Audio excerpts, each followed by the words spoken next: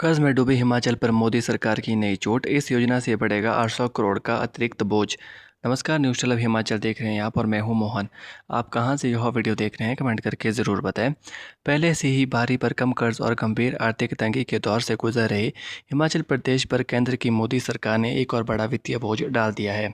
केंद्र सरकार की अगले महीने जुलाई से शुरू हो रही गारंटी फॉर रोजगार एंड आजीविका मिशन ग्रामीण बीवी जीरो मजी योजना के कारण अब प्रदेश की वित्तीय स्थिति पूरी तरह चरमराने की कगार पर पहुंच गई है।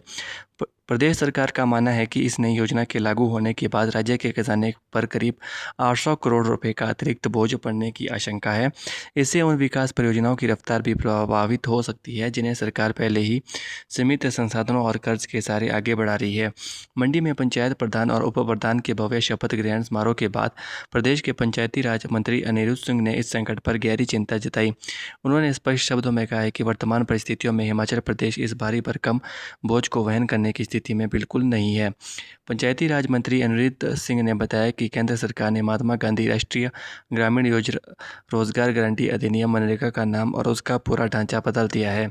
नई बीवी जीरो मजी योजना के तहत फंडिंग का अनुपात 90:10 तय किया गया है। यानी योजना को चलाने के लिए अब हिमाचल प्रदेश सरकार को अपनी खाली जेब से 10% की हिस्सेदारी देनी होगी, जो राज्य के सीमित संसाधनों पर बहुत बड़ा प्रहार है। मंत्री ने आंकड़ा का हवाले देते हुए बताया कि इस बार हिमाचल प्रदेश में कुल 407 लाख मैन डेज मानव दिवस है, जबकि केंद्र सरकार की ओर से राज्य में महज 250 लाख मैन डेज की ही लक्ष्य मिलता है। ऐसे में यदि प्रदेश अपने वास्तविक 407 लाख मैन डेज के आधार पर काम करता है तो राज्य के खजाने पर सीधा तौर पर 800 करोड़ रुपए का अतिरिक्त आर्थिक भार तय है।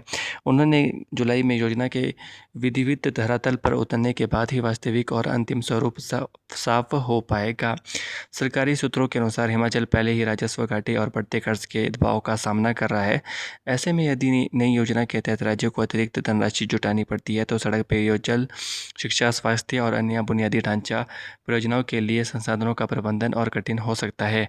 विशेषज्ञों का मानना है कि रोजगार योजना को जारी रखना आवश्यक है, लेकिन राज्यों की आर्थिक क्षमता को ध्यान में रखे बिना अतिरिक्त वित्तीय जिम्मेदारी सौंपना कई पहाड़ी राज्यों के लिए चुनौती बन सकता है।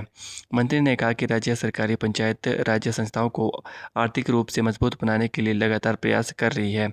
अनिरुद्ध सिंह ने कहा है कि पंचायतों को कामकाज पूरी तरह डिजिटल बनाने की दिशा में एक बड़ा कदम उठाए जा रहे हैं। अनिरुद्ध सिंह ने कहा है कि इस बार बड़ी संख्या में शिक्षित और युवा प्रतिनिधि पंचायतों में चुनकर आए हैं। उन्होंने पंचायत प्रतिनिधियों से नशा मुक्त हिमाचल अभियान को गांव-गांव तक पहुंचाने की अपील की है। उन्होंने कहा है कि पंचायतें वो केवल विकास की इकाई है बल्कि सामाजिक बदलाव की सबसे मजबूत कड़ी है। इसलिए पर्यावरण संरक्षण, स्वच्छता, जल संरक्षण और नशे के खिलाफ जन जागरण में पंचायतों में भूमिका अत्यंत महत्वपूर्ण रहेगी।